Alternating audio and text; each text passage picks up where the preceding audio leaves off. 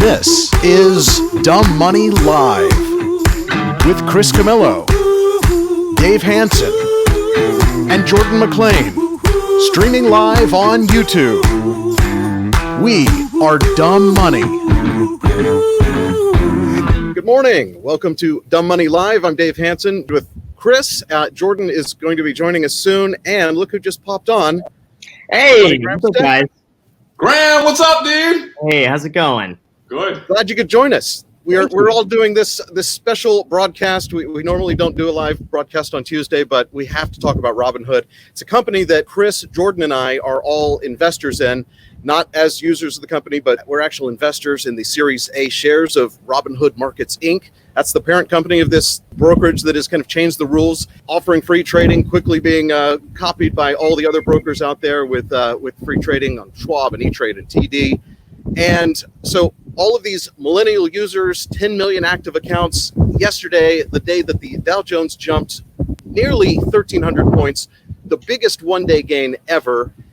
On the Monday following, the worst week in stock market history, at least since 2008 in the financial crisis then. All eyes on the stock market. Robinhood has this system-wide outage preventing their customers from trading at all. And after fixing the problem overnight, they had another system-wide outage this morning. So today we're going to talk about some advice we have on how you can protect yourself from this happening again, whether you're a Robinhood investor or have a brokerage. This could happen to anyone. We're going to talk about what happened. We're going to talk about where the customer's money is everything safe, what happened to their stocks, what happened to their expiring options, and how social media reacted to this, all of that good stuff. So let's start there. Graham, I know you're kind of more of a buy and hold type guy, which Right. This probably wasn't something that you were needing to log in and sell all your stocks. What does this do for you? What do you think about Robinhood now?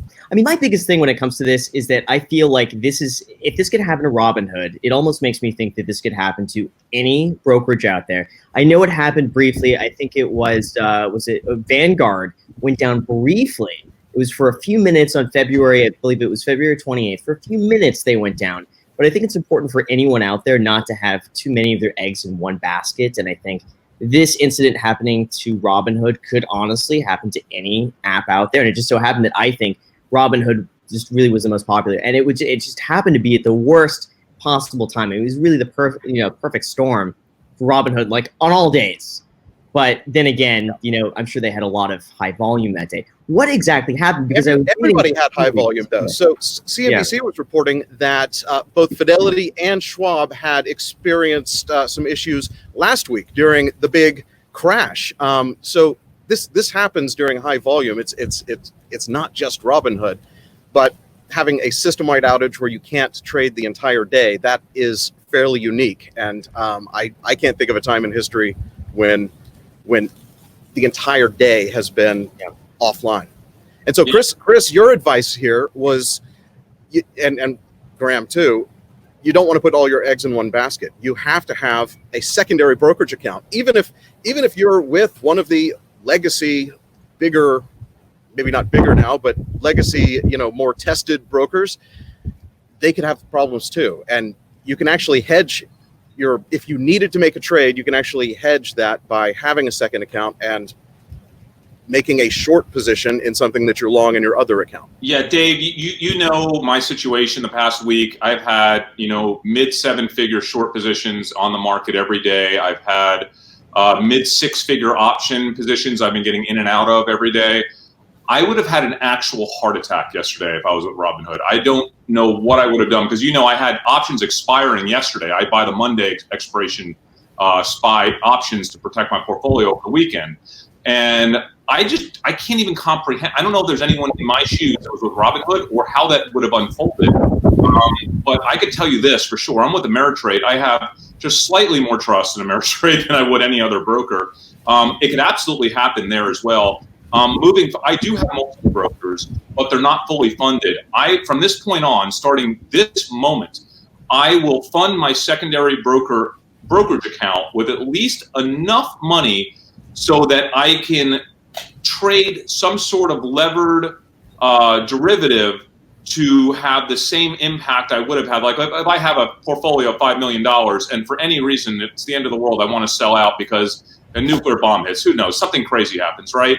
listen, that's not going to happen most likely, but I want to have optionality. I want the ability to trade in and out of a position. And the only way you can do that in this type of situation is to have a secondary brokerage account with some funding in them, so that you can actually make a lever trade in that account to basically account for what you would have done in your primary account. Now, I know it's a little sophisticated for most investors, but there's a lot of us out there. There's a ton of people like me out there that are active traders, a little more active, and want to have that optionality, although we do not recommend trading in and out of these markets for 99% of investors. Not at all. I want to at least have the optionality, right? In that 1 in 100-year event where the whole world is making a move in their brokerage account and I can't because my particular brokerage is frozen that day, I don't want that ever to be me. And I realize now more than ever, that could be me. It could be anyone. So we need to plan for that. And I first of all like that you're wearing the Robinhood shirt today. That's a nice touch. I saw on Twitter you were wearing that yesterday, walking around town, getting nasty looks from people. Yes, I was actually afraid for my life at one point. No, for legit. I mean, I couldn't believe how horrific the looks I was getting from people all around town that must have, probably some of them Robinhood investors. Listen, let's just talk about, as investors, Dave, how worried we are. They've been able to come through everything that we're worried about. Somehow they magically come out. I don't know how they come out on top of this, but I hope I can't imagine it. I do want to bring Jordan in. He's online now too. He was running late because he was meeting with startup companies. But you're right. Robinhood has had problems in the past. They tried to launch their high interest savings account program. They forgot to ask the SPIC if that was okay, and they were saying it was going to be insured. That they built a waiting list for that of nearly 1 million people. To me, that was great marketing. They were able to drive demand for a product that didn't exist, and they got a little slap on the wrist. But they also had the technical issues. There was a time that I know that they've had a technical issue. They've had a problem with user passwords being stored in an unencrypted format. They've also had that the margin account loophole where you could have unlimited investing funds. They always come out on top. They always come out on top. And Vlad, if you're listening, I don't know how you're going to pull this off, but this is your opportunity to make good on this. When customers, how much you care. Us investors in Robinhood, we're counting on you to figure out how to make good on this. You always have in the past. I hope you figure out again. Robinhood is a superior interface. 10 million people love it. I hope it continues to be the success it always has been. But you're in a tough spot. I hope he figures it out. So far, I've heard really bad things about what they're doing. Basically, they came out with an apology email and then something about some free service, something for a year that ends up being they're going to give you their gold service for a year. So it's like a $15 value. And the tweet that I saw immediately was something like, "Oh, thank you. They stepped up and they took care of it." I couldn't tell if that was sarcastic. There was a sarcastic face. But Graham, because Graham's the only one out of the four of us that's actually on Robinhood. Does this long term? Are you still okay? Like, are you still going to be a loyal? You trade on Robinhood, right, Graham? How are you thinking about this? Yeah, I mean, I trade on everything. So in Robinhood's defense, I have Robinhood, Webull, Acorns, M15, like everything. I use it myself personally because I want to be able to speak about it firsthand. It does not instill confidence, to be honest, in Robinhood. And I think Robinhood has a lot that they're doing right, and I think their marketing is incredible. I think the interface is incredible. I see Robinhood as almost like the iPhone or the Apple of stock trading, just because of how simple the design is, how easy and intuitive it is to use, and it's non-threatening. So it gets a lot of people on the platform wanting to use it casually. But I think the issue is that for people who have their entire life savings on Robinhood, they have $200,000, $300,000 or more that they're trading with, something like this could be absolutely devastating.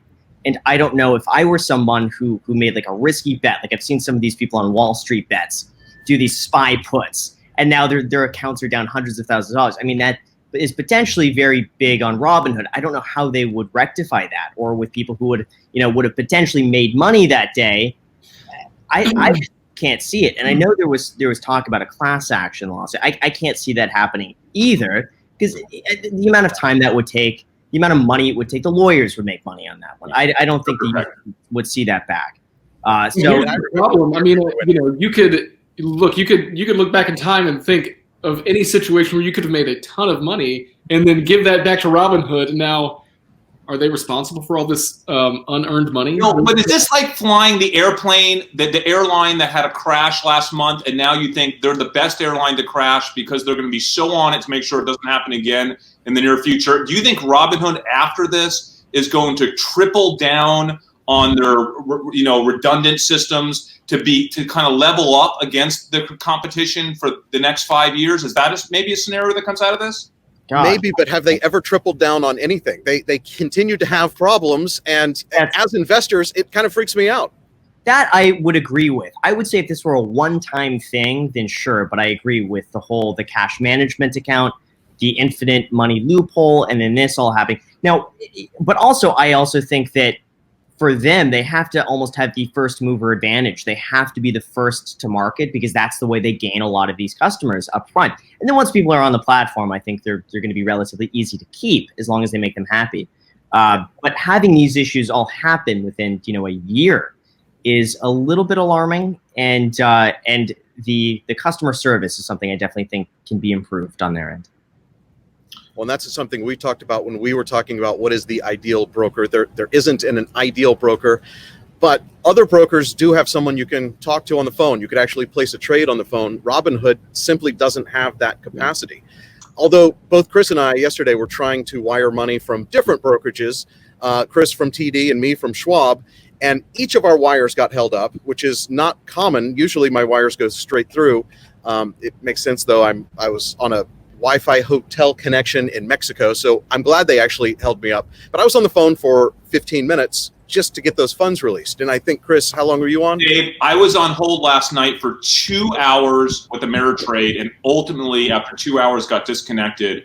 It was, Lynn was on the phone, I think, for 4.5 hours this weekend with Ameritrade, and ultimately never was able to get someone on the phone. So this is, I'm really frustrated. It just shows the brokerage industry is not really prepared for a black swan or an anomaly event. And I think that's what I'm taking away from this is, I always kind of had that concern, but more than ever now, I'm like, wow, I really can't count on any broker to be there in a true black swan event. And as someone that trades levered derivatives like I do with short expirations, that really concerns me. And I need to start having redundant systems in the way I trade to ensure that I don't get put in this situation in the future, because they do have bylaws in their agreements that basically state that they are not accountable and cannot be anything for this sort of or thing. anything. Exactly. But here's the problem, Chris. Like, let's say that you have a backup trading account.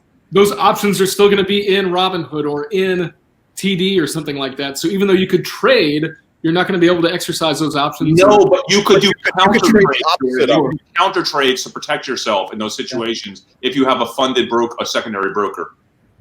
And you do want to make sure that if you are in this situation and you do have a secondary broker, that you have access to the amount of money that you're going to need and the types of features. You're going to need most likely a higher level options account that gives you the ability to write uncovered calls or, be naked in a position, which is a higher level of risk. But if you're educated about what you're doing, and this is not financial advice at all, this is purely how I would set up my account. I would need to make sure that I could cover any position that I had in one account in the other account. Hey, I have a question for Graham. So half-point interest rate cut today, Fed cut rate, and I'm curious what that means for Robinhood's cash accounts and a lot of these other cash accounts, right? I caught this literally minutes before it updated on my phone. It updated on the website. They reduced the interest rate from 1.8 to 1.3 within minutes. They acted faster than any other brokerage. Like Ally Bank usually takes a few days to a week. PNC Bank usually takes a few weeks. Wealthfront usually takes a few days. Robinhood was minutes as soon as the rate cut. They're on top of one thing, and that's making sure you don't get paid any extra interest. Right. So as an investor in Robinhood, this is a negative for us guys, because it just, as the rates start to drop to like 1%, it gets to a point where it's not really interesting for most people.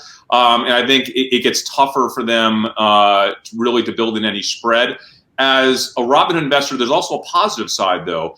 We've been talking about a potential acquisition of Robinhood for a while. I think something is potentially likely within 24 months if it's going to happen. And with interest rates now dipping to below, I mean, it's insane.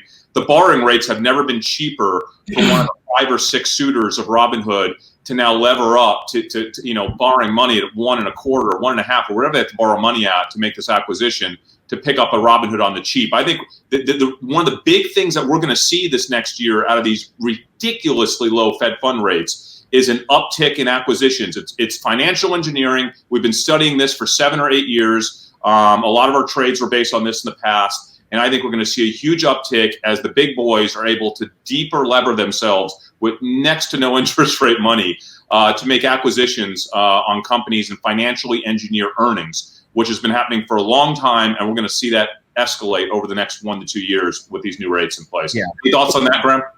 Yeah, it's free money. I mean, that's the way I see it. Even on a 30-year mortgage, just the other day, 2.7% fixed for 30 years. 2.7 on a 30-year.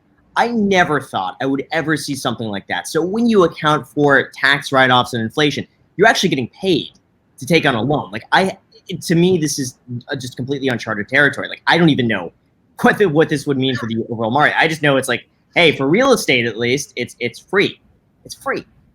So. Yeah, for big corporate acquirers, it's free money for them as well. And if you have a company that is producing even something as small as a 4 or 5% return on investment, and you could borrow money at 1.5 or 1.7, you can acquire all those companies and produce positive financial engineering in your earnings results and essentially manufacture earnings. And I think we're going to see a lot of that the next 12 to 24 months. And not that Robinhood's a particularly profitable company, but for someone that wants to pick up a Robinhood now, it's just become that much easier for a $10+ billion acquisition. So I think that's a good thing for us guys. If anything's good out of today, that as Robinhood investors, we have a 7-figure combined investment in Robinhood that we made, a while back. That would be it. I'm trying to be positive here.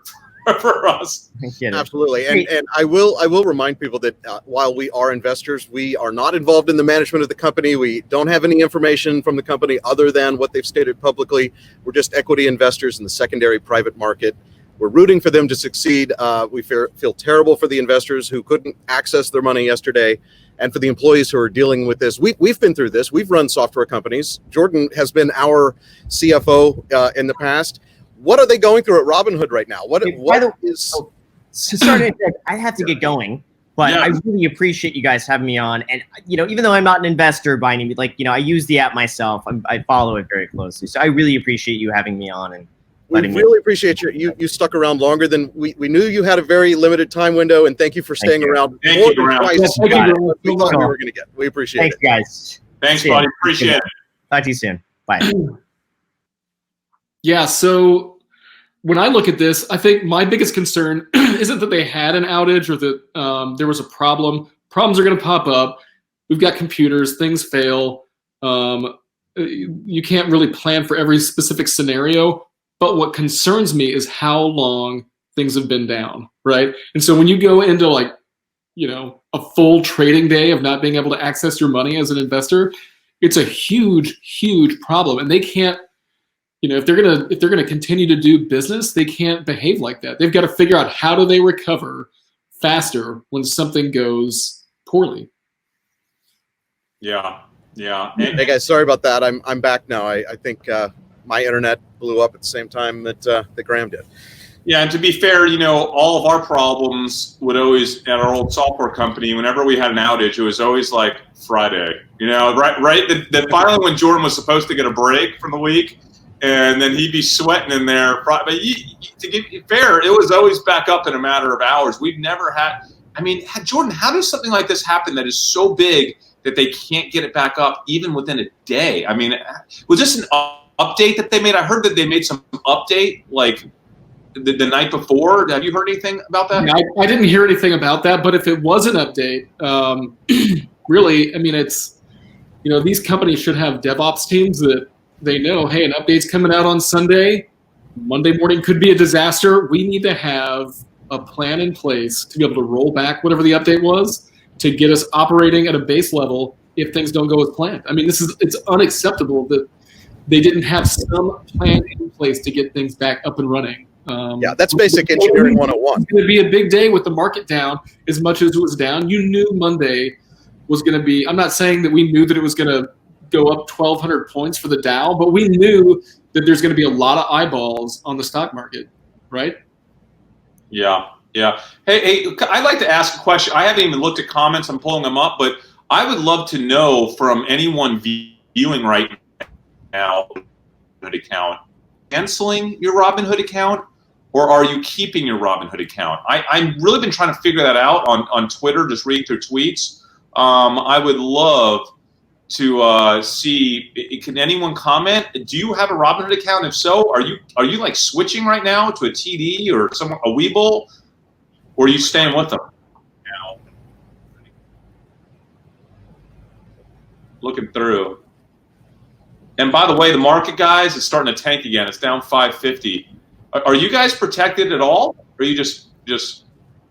I am protected. I had my SPY puts that were at a out of the money price that got more out of the money. So I rolled those down. I'm in the 305s now? You're in 310s, I think. Okay. I'm in the 305s.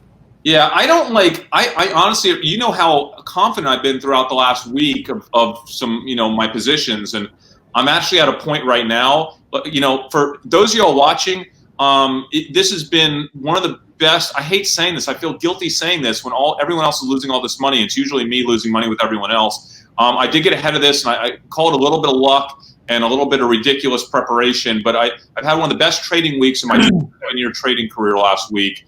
My account was actually up. I don't even want to talk about it. It's up so much I'm embarrassed to say.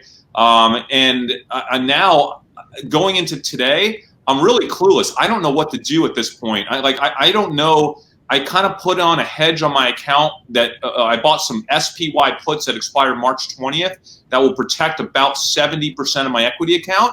But I'm no longer speculating in this market because it's just too unstable, and I really don't know how the market's going to react day in and day out. I just want to have some protection. And listen, I'm not going to do any, like Dave, Jordan, I've been pretty adamant every day. Like I really feel the market's going to drop, and it has most of these days. But at this point, and you've been really good about being. You were proactive in this, and you were aggressive. You actually made money when the market was going down, and I the whole time have been more reactionary and just trying to hedge my portfolio to make sure that I didn't lose 12% of my net worth. So my portfolio is down, but it would have been way worse had I not, been somewhat reactionary and protected my portfolio using options.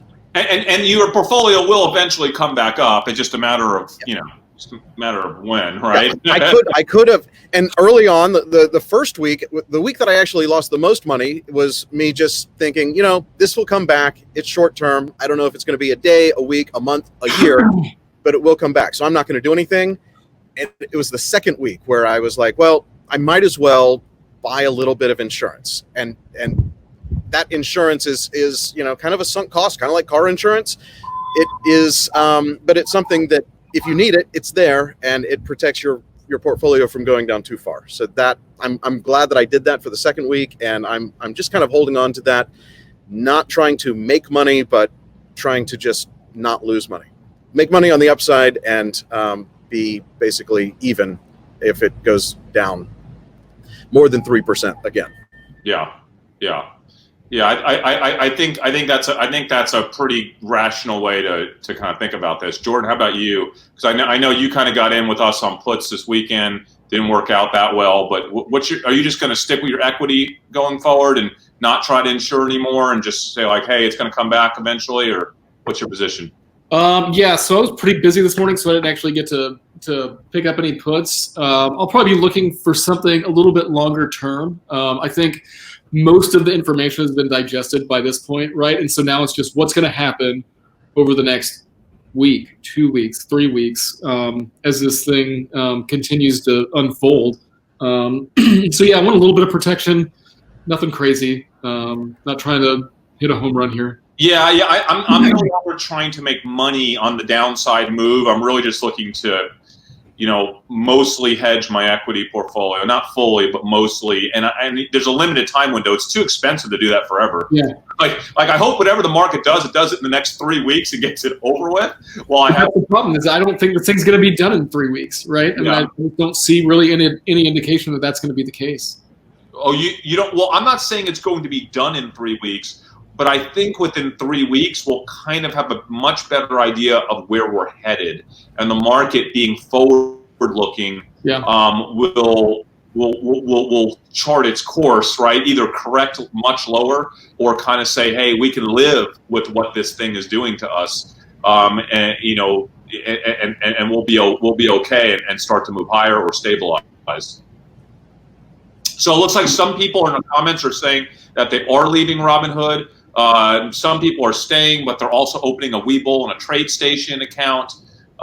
This person, Yak lost 10K in 2 days on Robinhood. It's like my smaller second account. E-Trade's my primary. Will not rely on Robinhood. So I honestly, I think a lot of our viewers today kind of have a similar thought to us.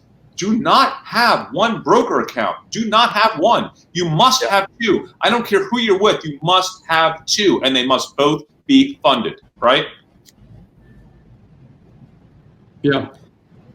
Yeah, and keeping buying long-term investor there. Brian lost about $1,000 not having access to options yesterday. Now, I did see that they are, for people who had options expiring, they were going to automatically, basically, if you were 1 cent in the money, they were going to exercise those options on your behalf or something. So that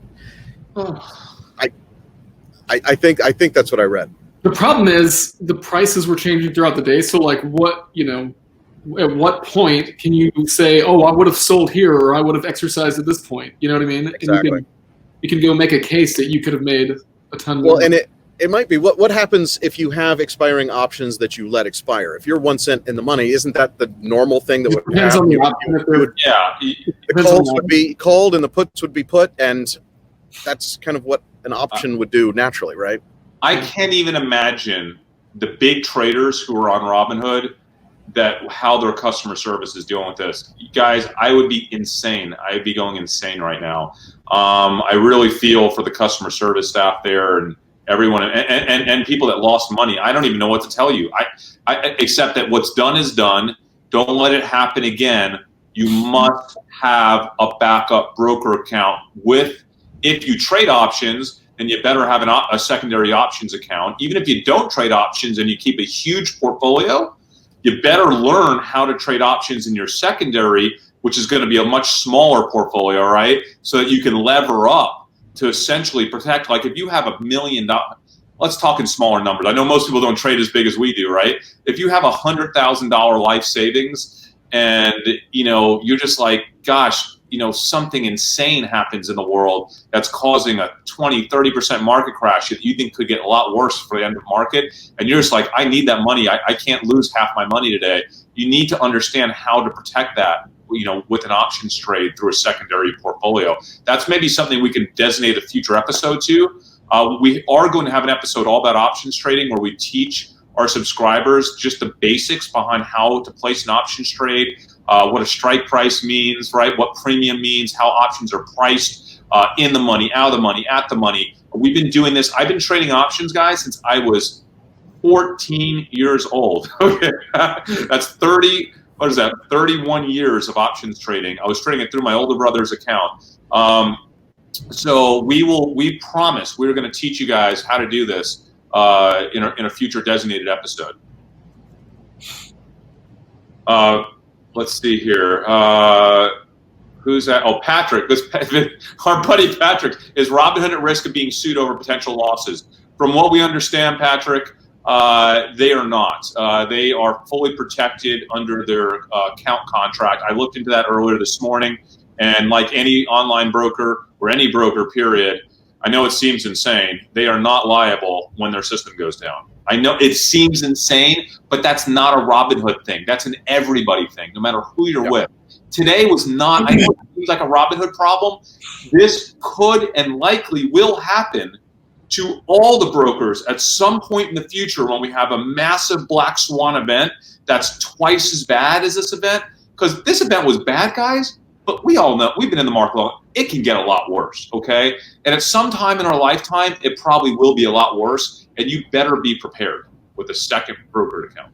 20 years ago, when E-Trade was a new-ish concept, I remember there was, it was probably 1997, and the market was doing crazy things, and I could not trade in my account. It was locked. I couldn't get in. So this is definitely not a new phenomenon. This is just new to 10 million millennials who are trying to trade through Robinhood. So here's the deal. You've got a ton more people on these platforms. You've got a lot more ticks with high frequency coming in. And so these platforms have to be redundant to all this stuff. And they've got to know, okay, well, our capacity on an average day is X. These aren't average days, so they've got to figure out how to deal with that. Hey, guys, can I talk about a couple of trades here just for fun? 2 trades in particular, both short. You know, one of the stocks the only short that I kept from last week was Caesars.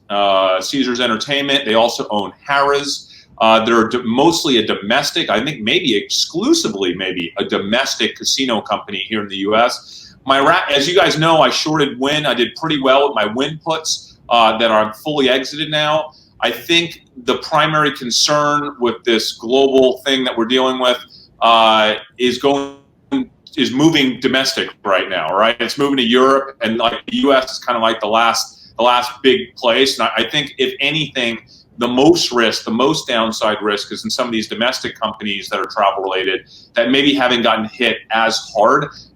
Do you see people going to Harrah's casinos and Vegas and Caesars? And they have casinos all over the country, right? Don't you think that's a place that is likely still going to get hit hard, and maybe for months, maybe for the next 2 months? I know I wouldn't go right now. Exactly, and likely anywhere where you have large number of people gathering that's going to be affected. I mean, you were at a concert this week, but will you be in a concert a month from now? You know, I probably won't, but concert tickets, you have to the reason why I'm not shorting the concert like venues like Live Nation, right, or Ticketmaster, is because you purchase those tickets like 6 months in advance. So like the tickets that were purchased for the next 90 days were probably purchased months ago, and the tickets you're purchasing in the next 90 days are not for concerts. They're going to happen for 6 more months. So I actually don't think they're going to get hit as hard as some of the other companies. The other one that I've been contemplating that I have not put a trade on yet, as you know, I own a restaurant. Dave, you own a bar, right? Yelp. Right? I'm thinking Yelp, 100% of the revenue comes from restaurants and bars, or mainly restaurants, right? So, and small business as well, but like small business and mainly restaurants, like if this thing gets worse in the US and causes school closings and people just to kind of contract for a while with their lifestyle and insulate themselves, even if it's not so extreme as a quarantine, but kind of like, you know what? We're just not going to really put ourselves out there going to restaurants every week. We're just going to maybe go out only a quarter as much as we used to. Don't you think Yelp would just get slaughtered there? And they're not even down that much right now. I haven't traded it yet. I'm thinking about it. Yelp is not one of my favorite companies. I used to use them actually as a customer, just trying to find things. Now I just Google everything, and Google Maps has all the Yelp functionality built in. And when you think about the kind of things you're looking to Yelp for, it is restaurants and bars, and those are going to be the ones that cut their budgets. To me, the revenue comes from the restaurants and bars, and the first thing that's going to go is unnecessary expenses, and Yelp is very high on that list of unnecessary expenses. Is it a fixed monthly fee for a restaurant? Is that how it works? No, you could up and down your advertising budget with them all the time.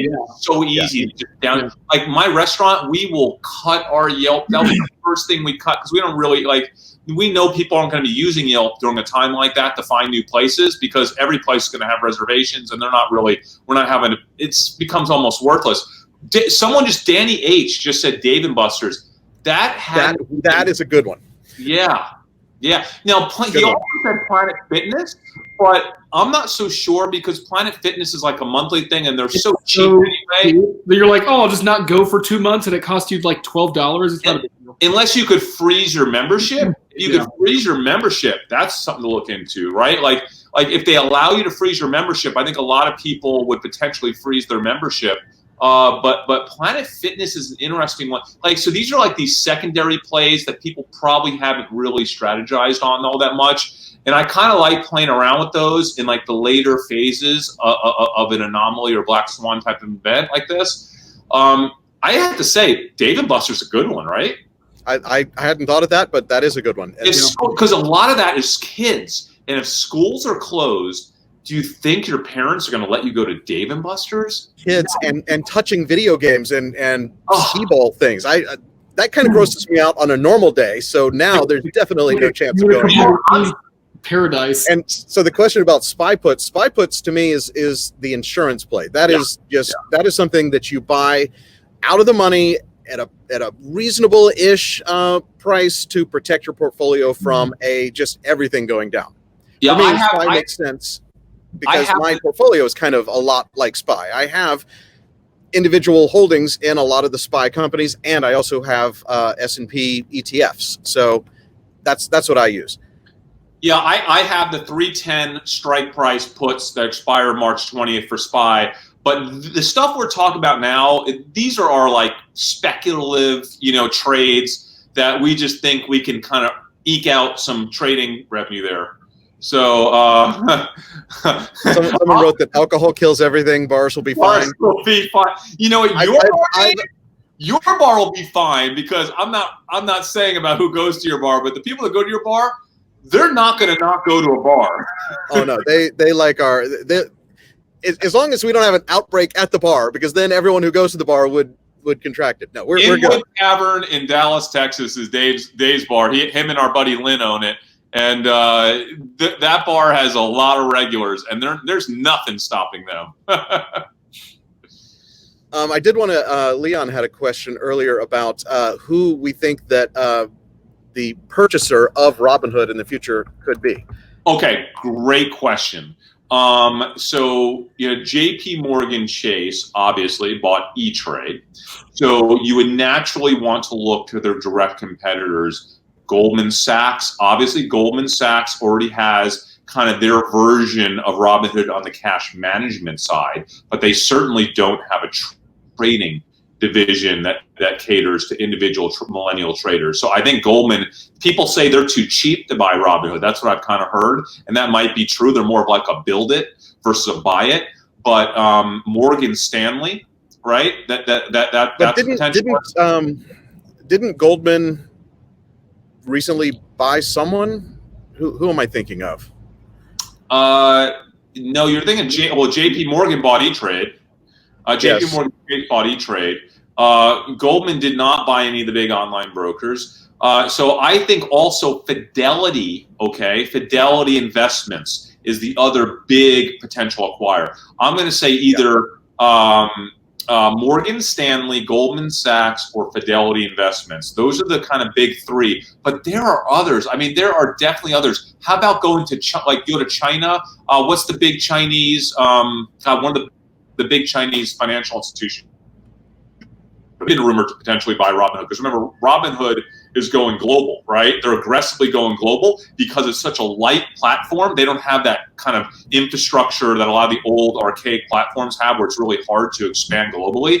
So if Robinhood becomes one of the first global brokers, guys, what is the company that owns? It's like the biggest company in the world out of China.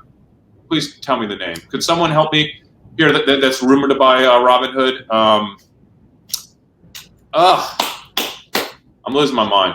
It's too much as market stuff. Anyway, there's too much. You haven't slept in like 4 weeks. There's four or five big potential acquirers for Robinhood out there, and I think they're more than likely to get acquired than not in the next 24 months. If not, I think they will try to IPO in the next 24 months. I think that's happening. One or the other will happen. I'm sorry, Morgan bought E-Trade, not JPM. Am I losing my mind? Maybe I am. So either way, reverse. The other one is potential Robinhood acquirer.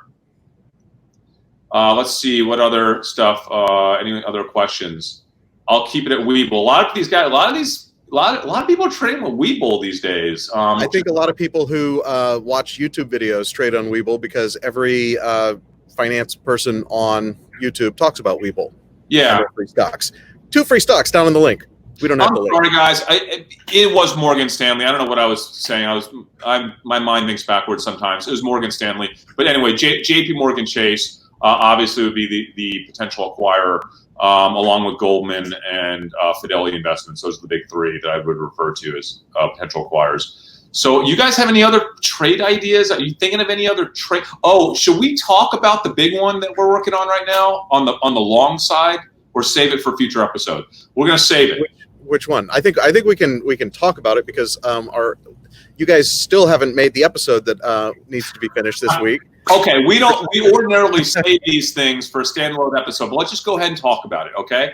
As you guys know, we trade a lot of food stocks. We trade fast food stocks, restaurant stocks, a lot of trends, right? Our methodology is called information arbitrage. We arb information, mostly coming off of social data.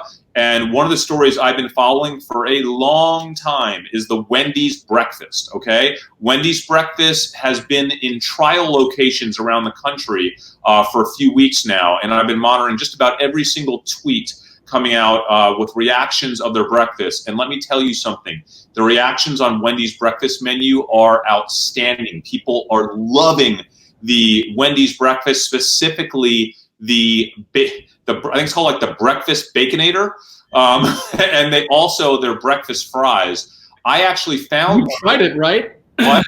You went and tried it, right? I did. I found one of those locations. I have some. I don't know if I took my camera. I think I might have actually, and I filmed some stuff. But yeah, I tried it myself, and I was really skeptical because I don't like fast food breakfast. McDonald's is okay because they fresh crack eggs. Well, so does Wendy. They fresh crack eggs, and I think they're actually better than McDonald's. This breakfast was amazing at Wendy's. I can't believe how good it was for Wendy's. I was like, it actually is good. So what did I do? I immediately, first thing Monday morning, I opened up an opening position in Wendy's. It wasn't a huge position. It wasn't a levered position because of these market conditions. I don't recommend necessarily, again, we're not financial advisors. Don't mimic our trades. There's a lot of risk here. I don't know what your risk is. It might be different than ours, but we're just sharing what we do. And I open up a trade in Wendy's on Monday morning. I will build into that trade if the markets calm down. But with the markets the way they are, I'm going to keep the trade. It's a 6-figure trade, but it's still relatively small for my portfolio size. Jordan, I heard you did something with Wendy's as well.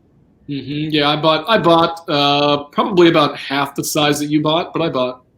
Okay, so you opened up a position. Have you tried it yet? Have you looked at some of the tweets? So have you seen some of the stuff that I saw? Well, that's the thing. So I did it purely on reaction and what I saw on Twitter. I haven't actually gone to try the breakfast yet, and I probably won't. Oh, come on, dude. Yeah, I know. I'm not going to eat eggs out of Wendy's. It's not happening. They fresh crack eggs, dude. They fresh crack them. Nothing wrong. I love how you get behind these buzzwords like fresh crack. Yeah, that's good. Yeah, I probably won't be eating the Wendy's breakfast either. Maybe buying some Wendy's stock? I might buy some stock. So someone mentioned purely based on social media. Yeah. So listen, someone mentioned the stock fell 15%. Wendy's stock is down like all of the other stocks, and I was like, hey, the stock is down a bit. I want to remind everyone what happened to McDonald's when they went with all-day breakfast. It was there's a question about is Wendy's a 24/7 breakfast? Not yet. But it doesn't matter because if Wendy's breakfast proves out to be a huge success, the market will start to price in the potential future impact of an all-day breakfast should they decide to go down that road where all the other big breakfast fast food companies have gone. So everyone knows that that's an option, and that's all that matters. Again, the market trades on future potential. And if Wendy's nails this breakfast, and again, it's a little early to tell if they're nailing it, but from what I'm seeing right now, it looks positive. So for me, for my portfolio, for my risk tolerance, not for yours, but for mine, it was worth me opening up a position in Wendy's, and that's what I did. Yeah. How do I gauge interest? Because I haven't really had enough time to fully digest it. But I have used this opportunity to load up on a little bit more of stocks that I either don't own and wish I had, like Shopify, or stocks that I do own but wish I had more, like Microsoft. So both are off of their highs, and I think are things that for me are long-term holds, and I like those companies. And so I actually, rather than buying stock in a market that we have no idea what's going to happen, I actually bought options that represent the number of shares that I would have bought, so that I basically have a safety net. It can't go down more than the option. The option could expire worthless, and that's where I am. Or long-term, I bought these a couple months out.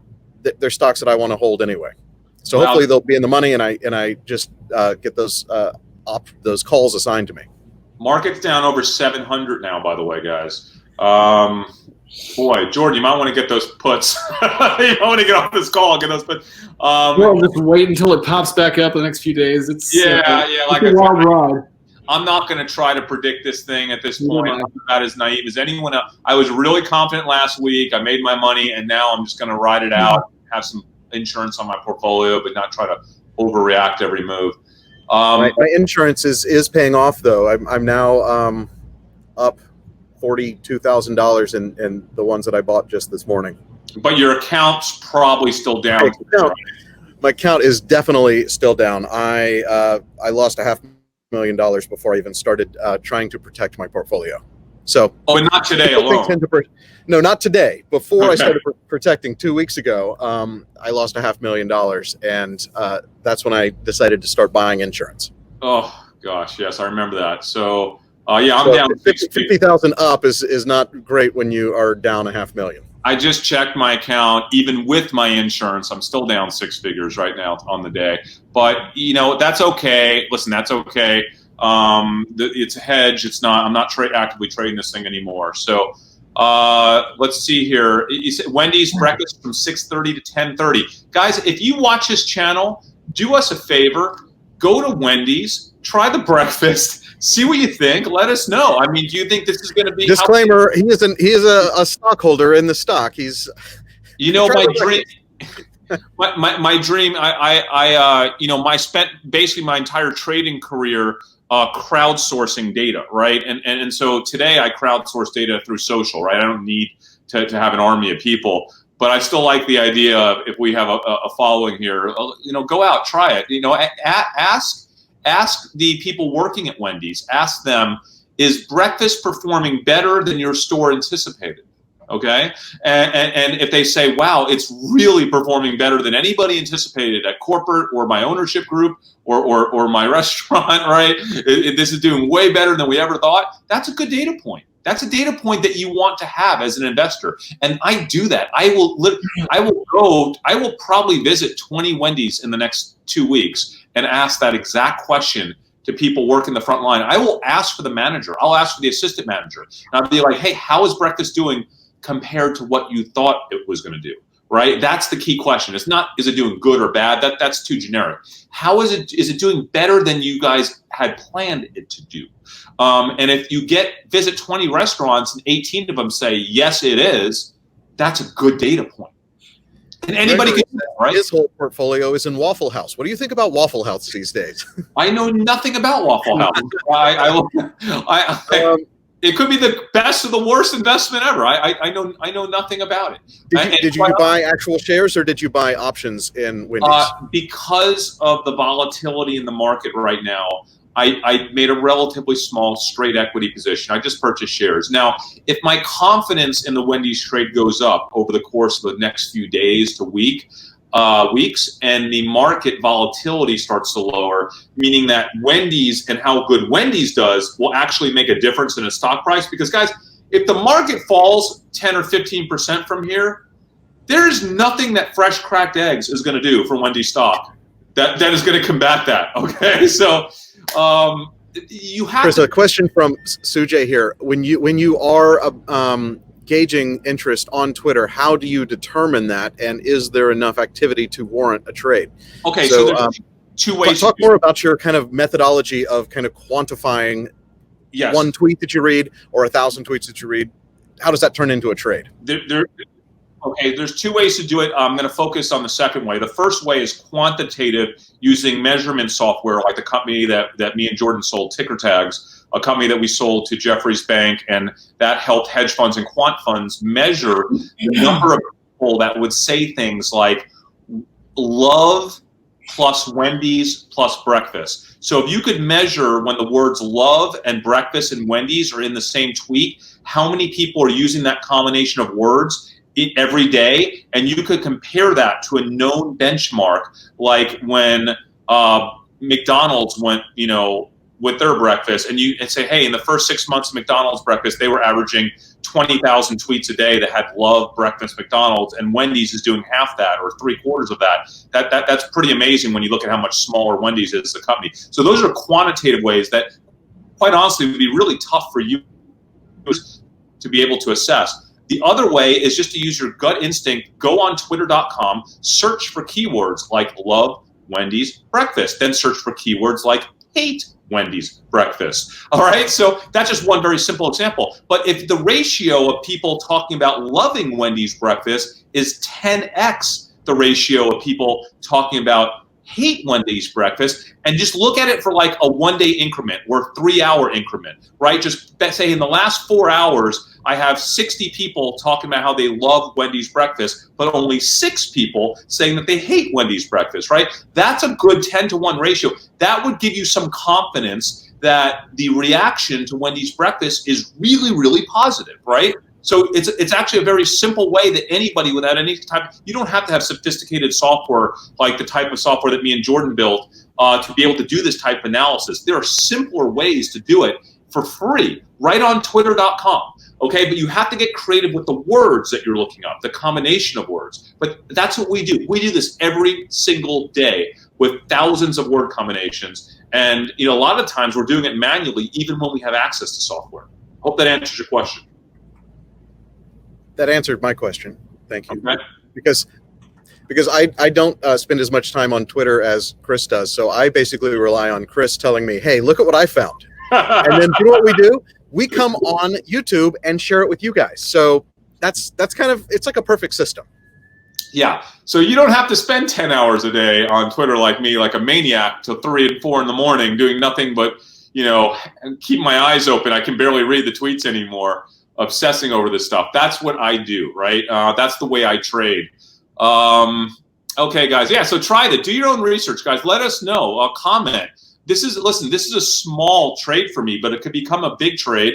And listen, every piece of research matters. Every piece of data matters. And you think that the big Wall Street firms and the investment banks, you think they have good research stuff? I've worked at them all. Me and Jordan at Ticker Tags, we've worked with all the big banks. We worked with a lot of the biggest hedge funds in the world. There's smart people there, but they don't have nearly the quantity of people to do information gathering as just a simple group like this, the people that are watching here today. So trust me, they might send one person to a Wendy's to ask questions for one day. If we can get 50 people to go to Wendy's all around this country and gather information and share that combined intelligence, right, is a massive research data point that we could collectively share with each other through these kind of boards. And we can all, make our own trades, using our own risk tolerance. But again, we're not your financial advisor. Do not trade based on what we're saying today.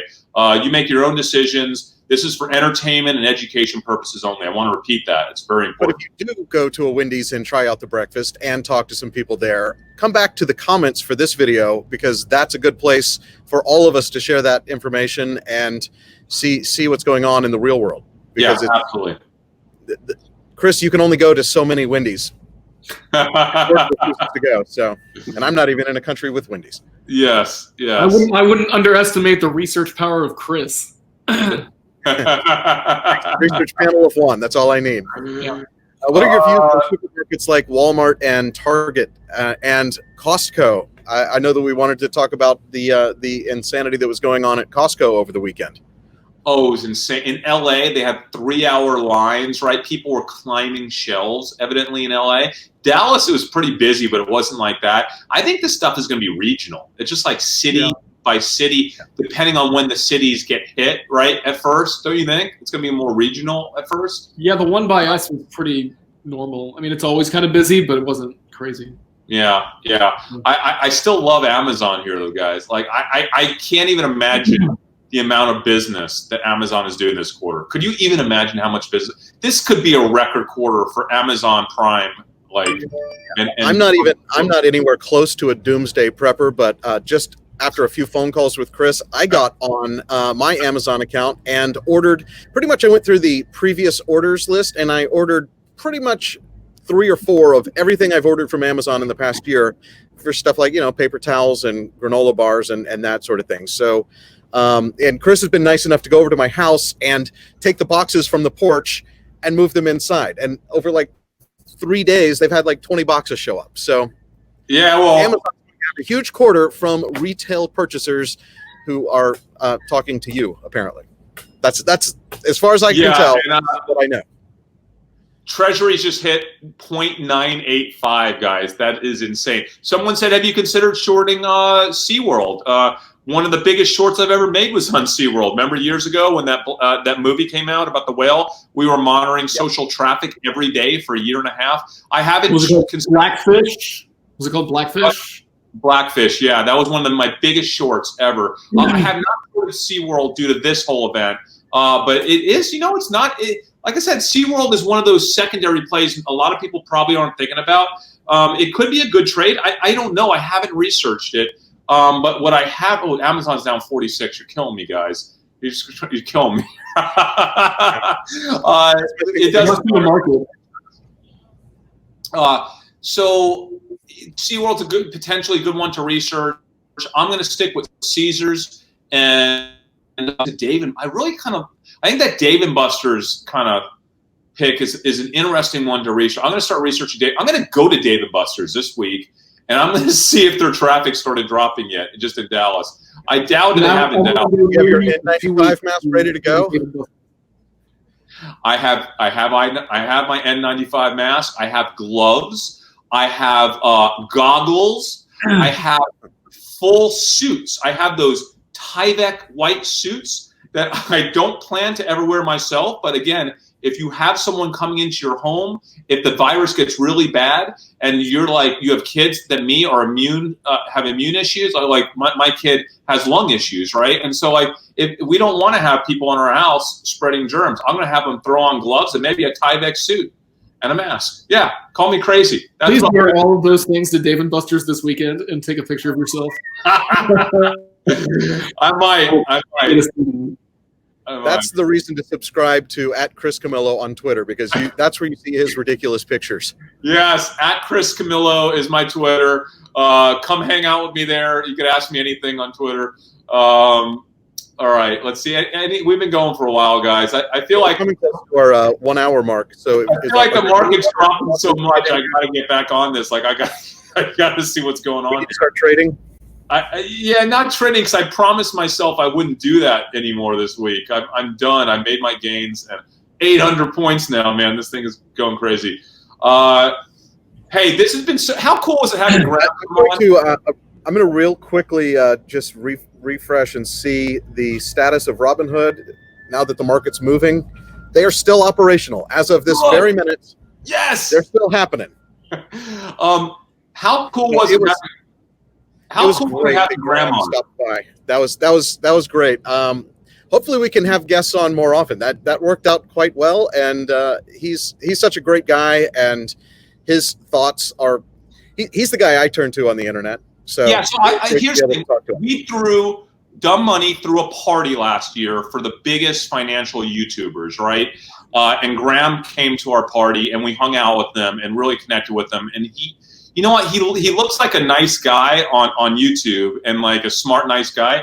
He's actually smarter and nicer in person than he is on YouTube. Like, he really is the real deal.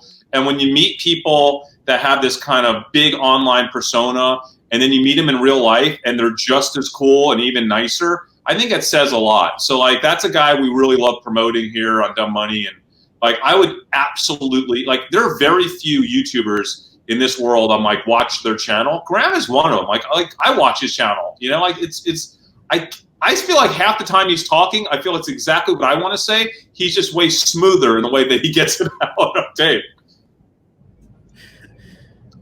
So he's a professional for sure. Yeah. Anyway, all right. This has been fun. We'll be back next week, right? Something. Yeah, we'll do. So it's only Tuesday, so I'm going to actually be in town. We can do another Dumb Money Live maybe Thursday, just to kind of give an update to what's going on in the market. Absolutely. If you guys want it. And we have some big episodes coming up. Make sure you subscribe if you haven't. We got some amazing episodes coming up the next few weeks. Subscribe and hit that bell. Now, go over to our YouTube channel and subscribe to us there, and that's where the comments for this happen. The live chat sometimes magically disappears from the live episode, so if you had a comment or a question, put it into the actual comments on the episode, because we will we'll be in there over the next 24 to 48 hours responding to comments, and it's a great place to kind of keep this conversation going. And one person said they want this Robinhood shirt. You know what I would say? I would say email, if you have a Robinhood account, and I say email them and say, hey, just send me a shirt and we're all good. I have a funny feeling they'll send you a shirt. Vlad, if you're listening, if people say that they saw Dumb Money, they saw the Dumb Money Robinhood investors, and they had a Robinhood shirt that they want, give them a shirt. Give them a shirt, okay? Listen, that's the least you could do. Mail them a shirt. And tell them that the Dumb Money guys said they should mail you a shirt. So, that's perfect. I'm sure he loves that. You want to just put his email on the screen while we're at it? No. But I would ask, if I didn't have a shirt and I had a Robinhood account and this happened to me, I'd ask for a shirt, and they better send one to me. It's the least they could do. That would do more for than the free 3 weeks, 3 months of Robinhood Gold that they're giving. I think that's what they said that they're going to do. So anyway, that's going to do it for this episode of Dumb Money Live. We thank you guys so much for watching. For Chris and Jordan, my name's Dave. We will see you. We'll see you later this week. Good luck. And we're out.